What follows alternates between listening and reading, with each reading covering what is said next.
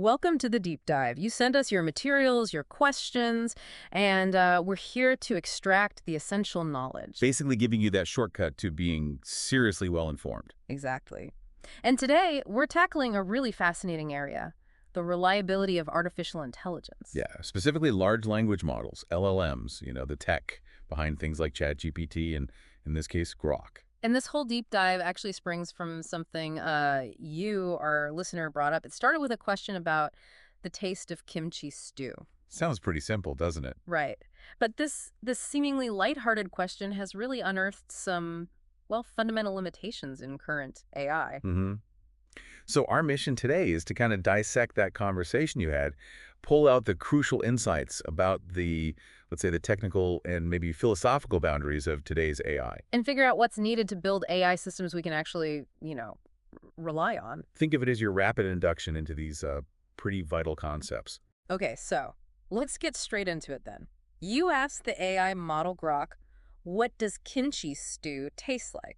Pretty direct question. Yeah, straightforward. And Grok came back with a generalization. It tastes spicy and savory. Okay, spicy and savory. Where is it getting that from? Well, it's based on its massive training data, right? It's pulled that from countless blogs, reviews, descriptions online where people talk about kimchi stew. Gotcha. So here's maybe the first core insight for you listening. Current AI, because it's trying to answer based on all this data. Mm-hmm. It often treats subjective opinions, like taste, as if they're objective facts. And that can be, well, misleading. Absolutely. The crucial intent behind your question, which was probably more about, its sense of taste, even though it doesn't have one that got completely missed. Right. It didn't understand you weren't just asking for a summary of review. Exactly. And then you followed up, didn't you? You said, my kimchi stew was sweet. And that immediately highlights how Grok's general, spicy and savory answer just didn't account for that very real personal variation. How a dish can be made, how it tastes to you. So the immediate takeaway is AI can churn out these answers that sound confident, they're data-driven, Yeah. but they lack authenticity, especially in these subjective areas. And that could lead users astray if they just take the AI's word as the final definitive truth. Precisely. And you, the listener, you pointed this out really well. Yeah. You said Grok essentially borrowed other people's subjective experiences. Borrowed, yeah, that's a good way to put it. And presented them as its own, which, as you said, is potentially misleading. Feels a bit fake, doesn't it? It does. Think about it. Grok says kimchi stew is spicy. It states it like a fact. But that's just because spicy shows up next to kimchi stew a lot in its data. It's not like Grok actually tasted it. It's pattern matching. Pure and simple, not experience. And you called it out directly. I asked about your experience, not for a review summary. Yeah, that distinction is key. It really underscores why transparency is so important in how AI communicates. Right. These models need to somehow respect the intent behind our questions, not just the key words. Because if they keep giving answers that feel off or, misrepresent where the information comes from. User trust just evaporates. Yeah. It's hard to build and easy to lose. Okay, so we've established AI struggles with subjective stuff. Now let's dig into the why. The source material argues that these LLMs are fundamentally text pattern matching machines. Mm-hmm. What does that actually mean for their reliability? Well, it's interesting because this reliance on pattern matching is like both its superpower and its Achilles heel. Yeah. You know, How so? Grok is brilliant at spotting and repeating common connections it learned during training. Like kimchi stew often goes with spicy. It nails that common pattern. Okay. But, and this is the crucial bit, if less common variations, like your sweet kimchi stew, aren't a big signal in the training data, It just misses them. it's likely to overlook them, yeah. Or treat them as noise, maybe. It's like a really sophisticated parrot.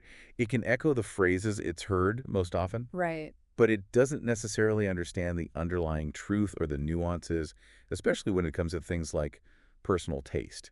It doesn't get subjectivity. And this leads into your suggestion in the source material about cross-validation and repeated verification. Explain that a bit. Yeah, so the idea is, okay, if one AI might be stuck on a dominant pattern, maybe asking another LLM the same question could give a different perspective. Or even asking the same AI the question multiple times, maybe phrased slightly differently. Exactly. See if you get consistent answers. It's like getting a second opinion or, stress testing the answer. It can act as a kind of sanity check. But it's not foolproof. Definitely not. Yeah. The fundamental risk is still there. If the main patterns in the data everyone's using are biased, or just plain wrong. Then multiple AIs might just confidently repeat the same mistake. Precisely. Garbage in, garbage out, Yep. essentially, even if it sounds fluent. Okay. Now, the discussion then moves to this really interesting point. Grok cannot recognize what it doesn't know. Ah, yes. This is huge. It sounds simple, but it points to some serious cognitive limits in today's AI, right? Absolutely. Think about it. These AI models, they operate completely within the world defined by their training data. Right. If a concept or a subtlety or even the basic understanding that taste is subjective, if that's not strongly represented or encoded in the data, The AI just can't grasp it. it literally can. It doesn't have that human ability to go, I'm not sure about this. Or wait, this seems like an opinion, not a fact. It lacks that sort of intellectual humility. Or even just the mechanism to flag uncertainty properly. And the source material also touched on the frustration with conversation resets. This seems related. It is, yeah. So you could tell Grok, hey, taste is subjective. You point out your stew is sweet, but then you start a new chat. And bam. Yeah. It might go right back to the default spicy and savory answer like your feedback never happened. Why is that such a problem? Apart from being annoying. Well, it points to a really significant design limitation. There's often no persistent memory between sessions, or the learning from one interaction isn't efficiently carried over. So it's not really learning in a continuous way from talking to us.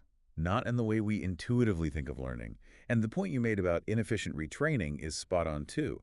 If making updates is cumbersome, or if new model versions don't properly build on the corrections learned by older ones, You could just see the same errors popping up again and again. exactly. It highlights a real challenge in building AI that actually improves cumulatively from experience, from feedback. Okay, so if current AI has these hurdles, struggles with subjectivity, gets stuck on patterns, doesn't know what it doesn't know, doesn't really learn continuously from feedback, what's the path forward? Wow. The materials stress the need for feedback systems. Yeah, this is absolutely vital. Why so critical? What's fascinating, and what you pointed out, is that for AI to get genuinely smarter and more reliable, it needs a way to detect when a question or input falls outside its sort of competence zone. It needs to spot its own blind spots. Exactly. Right now, the default behavior is often just to generate an output, any output that seems plausible based on patterns, even if it's built on shaky ground or missing key context. And you argue strongly for continuous learning and also this idea of a metacognition in AI. What do you mean by metacognition here? Think of it like self-awareness for the AI. The ability for the system to understand its own processes, its own knowledge, and crucially, its own limitations. So knowing what it knows and knowing what it doesn't know. Precisely. Imagine our kimchi stew example again. An AI with metacognition, after getting the feedback, my kimchi stew is sweet, would ideally integrate that, not just forget it. So next time someone asks about kimchi stew, it might say, well, it's often described as spicy and savory, but hey, some people find it can be sweet too. Taste is subjective. That would be a huge improvement. Acknowledging variability. Right. That kind of nuanced learning, that self-awareness, that's largely missing right now. But it's absolutely crucial if we want to build AI that we can genuinely trust. Okay, so let's try and summarize some of the key takeaways. The source material laid them out quite clearly in stages. First up, the problem of subjective questions getting inappropriate answers. Yeah, the AI giving these objective-sounding replies to things that are inherently personal or opinion-based. And the solution proposed was, Basically, the AI needs to respect the intent behind the question and explicitly acknowledge when something is subjective.